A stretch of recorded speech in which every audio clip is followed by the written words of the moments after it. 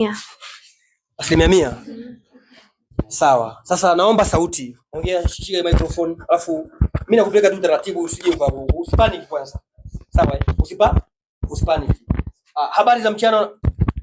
Habari za mchana wanafunzi wenzangu. Good afternoon my fellow students. Kwanza kabisa, first of all, nina furaha sana. I'm happy. Kwa nini? Kwa sababu why? Because leo ni Jumatatu.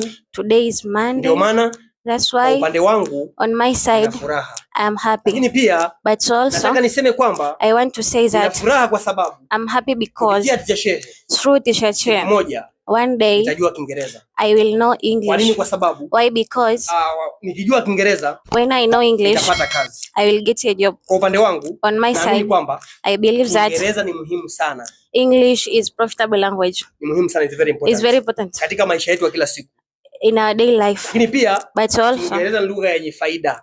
English is profitable language. Why? Kupitia Kiingereza, through English unaweza kuishi maisha mazuri. You can live a good life. Upande wangu on my side nakumbuka I remember nilipokuja hapa when I came here, kusema ukweli, for real Kiingereza changu kilikuwa kibaya. My English was bad. Sasa hivi but now namshukuru Mungu. I thank God. Kwa nini? Why? Kwa sababu because najaribu kuongea Kiingereza.